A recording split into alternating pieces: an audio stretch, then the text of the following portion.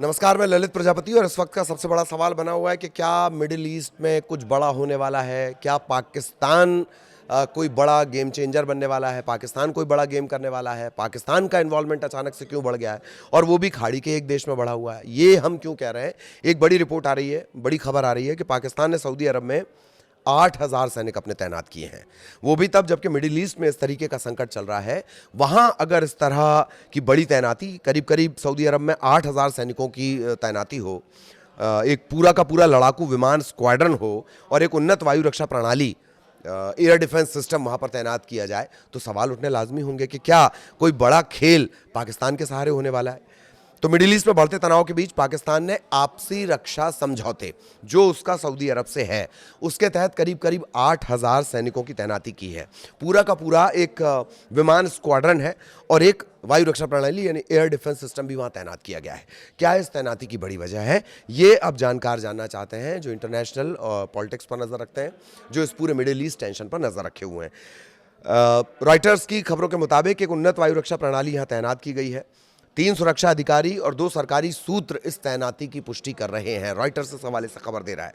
सूत्रों का कहना है कि महत्वपूर्ण युद्ध सक्षम बल इसे बताया गया। मतलब ये 8,000 कोई ऐसे सैनिक नहीं है कि वेल्ले बैठे थे और उठा के भेज दिया गया, खाली बैठे थे और उठा के बोला गया चलो जरा घूम के आते हैं सऊदी अरब से।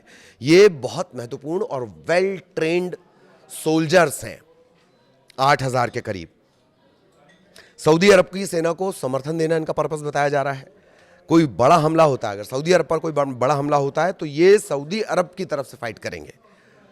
सऊदी अरब का जो सरकारी मीडिया कार्यालय है वो इस संबंध में कोई आधिकारिक बयान नहीं दे रहा है, लेकिन रॉयटर्स के जो रिसोर्सेज हैं, 3 सुरक्षा अधिकारी और 2 सरकारी सूत्र, वो इस बात की तरफ इशारा कर रहे हैं। सोर्सेज के हवाले से खबर यह भी है कि पाकिस्तान ने करीब करीब 16 विमानों का एक पूरा स्क्वाड्रन में पूरा का पूरा बेड़ा आप समझ लीजिए, पूरा का पूरा जत्था समझ लीजिए।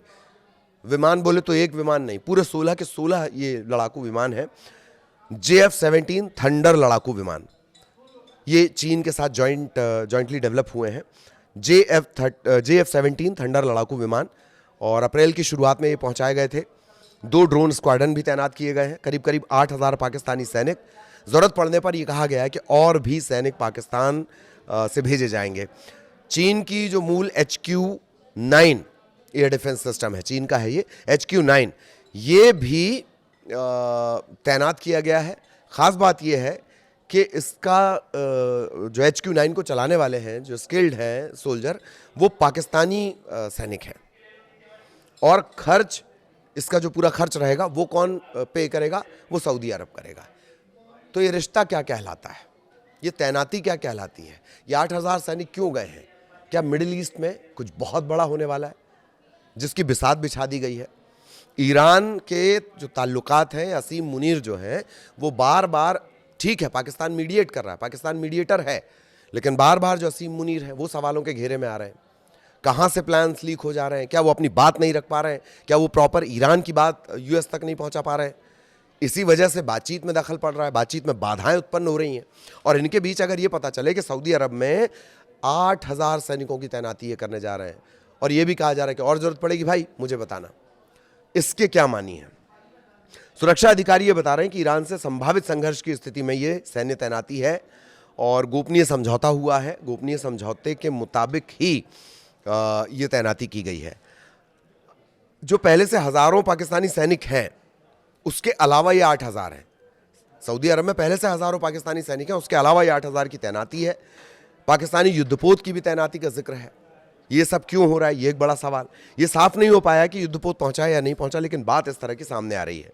कुछ इस तरह की रिपोर्ट भी सामने आई थी कि ईरान के हमलों में सऊदी अरब ऊर्जा संरचना को निशाना बनाए जाने और एक सऊदी नागरिक के मौत के बाद पाकिस्तान ने जेट विमान अपने भेजे थे, JF-17 थंडर जो है।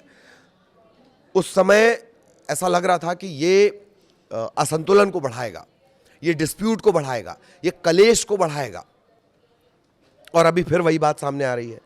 2025 का ये इन दोनों के बीच एग्रीमेंट है, हस्ताक्षरित साइंड एग्रीमेंट है कि शर्तें गोपनीय हैं। दोनों देशों ने ये साफ कर दिया है कि हमले की स्थिति में वो एक दूसरे की रक्षा करने के लिए बाध्य होंगे। पाकिस्तान के रक्षा मंत्री ख्वाजा आसिफ, वो पहले भी ये संकेत दे चुके हैं।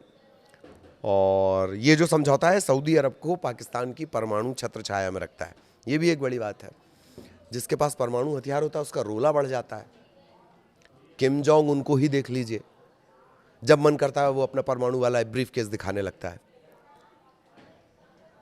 ईरान को देख लीजिए, इतने हमले सह रहा है, बावजूद इसके कह रहा है कि नहीं 60% एनरिच यूरेनियम तो नहीं देंगे, क्योंकि जिसके पास होगा परमाणु बम वो पूरी दुनिया में दिखाता फिरेगा दम। कुछ ऐसी स्थितियां हैं। इन सब के बीच पाकिस्तान और सऊदी अरब में क्या कुछ चल रहा है ये बेहद दिलचस्प बना देता है इस पूरे घटनाक्रम को, और सऊदी अरब की टेंशन, मिडिल ईस्ट की टेंशन को और ज्यादा बढ़ा देता है। आगे इससे जुड़ा अपडेट होगा वो आप तक पहुंचाएंगे। नमस्कार।